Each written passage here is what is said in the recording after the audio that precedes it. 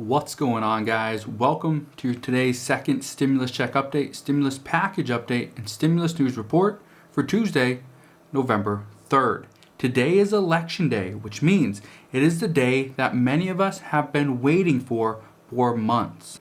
This election is going to play a major impact and a major role on the upcoming stimulus negotiations and how much stimulus we, the American people, actually get.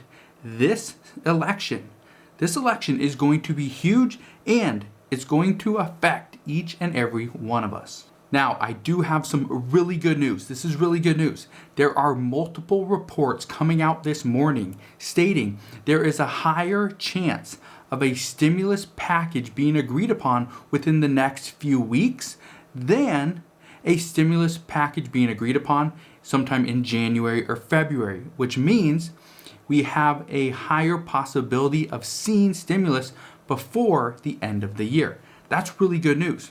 Now, these reports are also indicating that stimulus negotiations will continue this week between Nancy Pelosi and Steven Mnuchin. And the reports are indicating that they are anticipating a deadline of Thanksgiving Day as the deadline for all stimulus negotiations. So by Thanksgiving, we should have a deal in place for the next stimulus package. Now, we do not know, this report does not indicate who's going to win the Senate, who's going to be the next president, who is going to remain in control or regain control of the House. We don't know that yet. That is going to come later on tonight. But right now, this report is just saying that we will most likely have a deal by Thanksgiving. Also, experts have been saying that putting a deadline in place is the only way to keep stimulus negotiations on track and moving forward. They're also saying that a deadline for each piece of legislation is most likely what is going to happen, which means Nancy Pelosi and Steve Mnuchin will sit down and set a deadline. For example, let's say November 10th for all of the testing, tracing, and treatment, and also the unemployment, right? So that would be an example. I'm not saying that's exactly what they're going to do, but that is an example. This is really good news. If this report is accurate and right, that simply means that we will see stimulus, we will have updates, we will have some type of an idea as to what is going to happen over the next few weeks and possibly over the next couple of months leading up to 2021. Right now, 2020 has been a horrible year. The American people need help. The American people need Congress to step up and help put money back into their bank accounts, help put people back into the workforce, help put the American people into the seats of the airline industry, and get people back into restaurants and hotels and really prop up the entire economy. But without Congress, without their help, it's not going to happen. So we will see what happens, but this is really good news. And we also have more good news straight from Nancy Pelosi. Nancy Pelosi yesterday did an interview on NPR, and she did this interview on NPR's All Things Considered with Ari Shapiro. Now, here's what you need to know. I'm gonna read what Ari Shapiro asked Nancy Pelosi, and then I'll read Nancy Pelosi's response. Both the question and the responses are going to be a little bit long, a little bit lengthy, but they do outline what we are going to see moving forward. So I want you to be aware of everything, so I'm going to read the entire answer. Here's what NPR's Ari Shapiro asked Nancy Pelosi yesterday afternoon. He said, Senate Majority Leader Mitch McConnell is saying a new COVID relief bill won't happen before the end of the year, and Congress doesn't generally have success getting big things done after an election. Are Americans going to have to wait until there is a new Congress to see a new round of COVID relief? And Nancy Pelosi's response was, well, I certainly hope not, because American people need us to act now. In our bill, the HEROES Act, We are insisting that the administration have a strategic plan to crush the virus, testing, tracing, treatment, sanitation, mask wearing, and the rest. That was what was suggested, with the thought that, of course, it would be done. But the administration has refused to follow the science. They have contempt for science, and they have 220,000 people with flags waving in their honor this morning. 150,000 of those people would not have had to die if they had acted when we passed the bill. Instead, Mitch McConnell said, "I want to pause." Now he wants to pause 2-3 months longer. The virus is not taking a pause. Mitch McConnell, we must act upon it. We owe it to the American people. That is exactly what Nancy Pelosi said in this interview. Now, this is very reassuring, being that we did not want or we did not know for sure what to expect moving forward past the election. And we did not know exactly what was going to happen as far as stimulus. If it was going to come before 2021, or are we going to have to wait possibly 2 months until 2021, and then an additional maybe 1 to 2 months after that? We didn't know that, but based on what Nancy Pelosi is saying, she does not want to wait.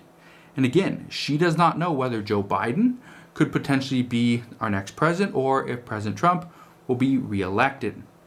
But what I can say is that experts don't believe, based on what Nancy Pelosi just said, okay? I spent some time doing some research to pick this apart and do some fact checking. Experts, as of right now, don't believe that if the HEROES Act would have passed through the Senate and signed by President Trump, they don't believe it would have saved 150,000 lives, like Nancy Pelosi just stated. Experts say it would have helped, but without more Americans listening to the science and respecting the science and adhering to the mask policies and social distancing rules in place, it would have not done much. It would have provided a little bit of stimulus for the economy, but outside of that, it would not have crushed the virus. So with Nancy Pelosi saying, we need a way to crush the virus, and the HEROES Act would have done that, that is false. It would have helped, but experts are saying it would not have saved 100,000 lives. It just wouldn't have done that. Now, all of this was important to hear from Nancy Pelosi, but she also said something that was very shocking, and most people that I've read a lot of articles that pick this little interview apart. I've also watched a few videos, and most people skip over one piece towards the very end of this interview. And I want to really interject, and I want to explain what's happening. Let's pay close attention to what is being asked and how Nancy Pelosi responds.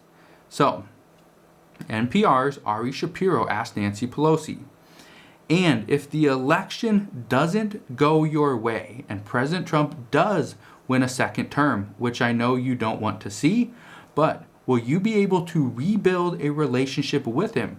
I understand the two of you haven't spoken for more than a year. And Nancy Pelosi's response, again, which I thought was very shocking, especially towards the end of it. Listen to this.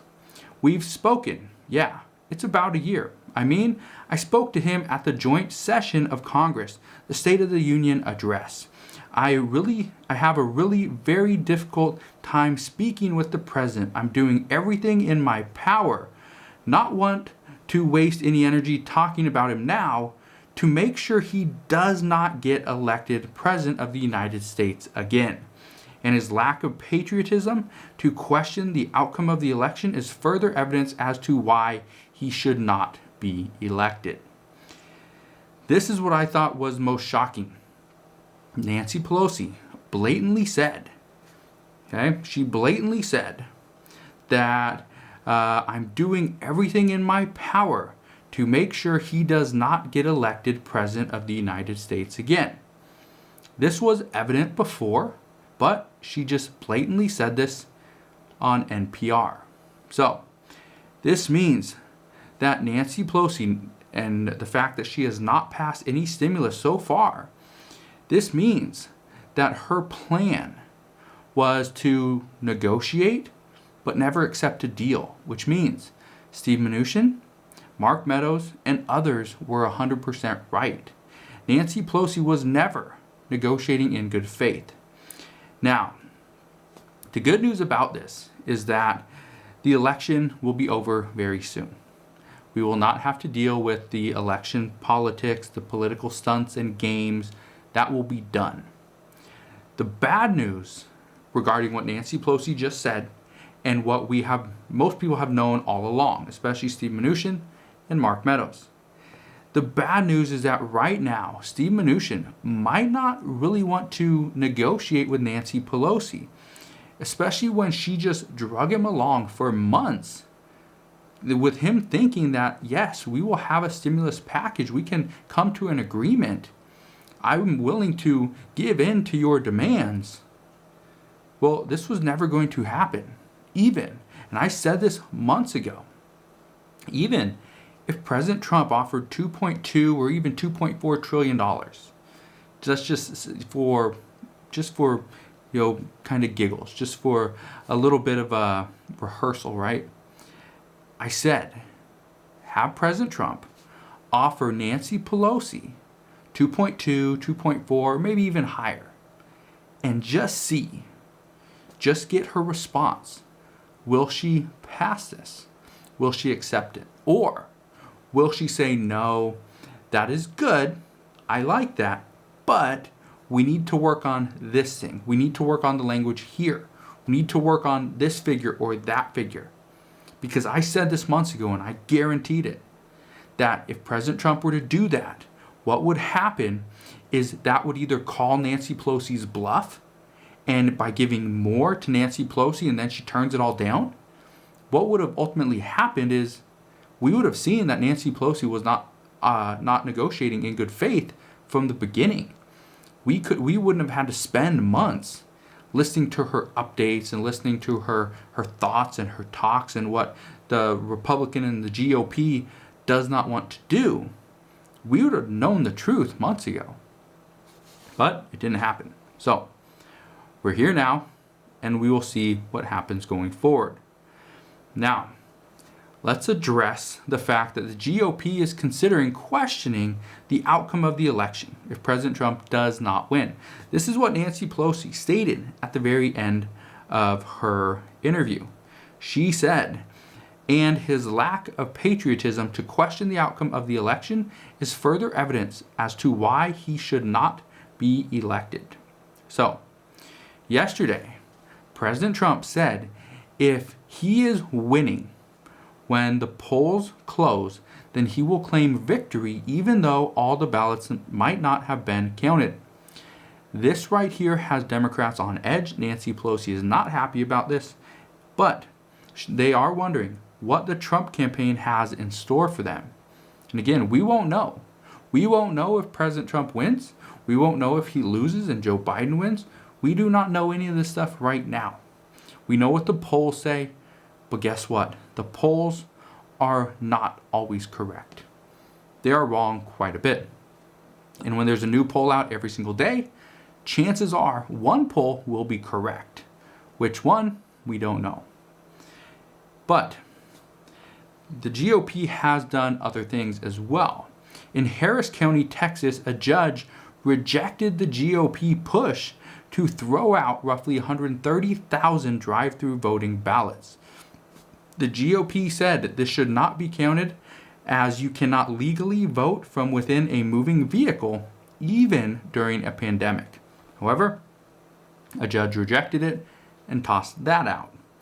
The GOP also tried to stop early vote counting in Clark County, Nevada. This is where Las Vegas is.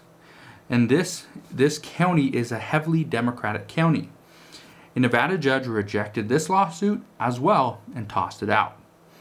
Now, what they were saying here is they wanted to try to stop the early vote counting in Clark County because this means that people could see who was in the lead, who was being voted for, and they could see that ahead of time, which could play a major factor in this county and in this state.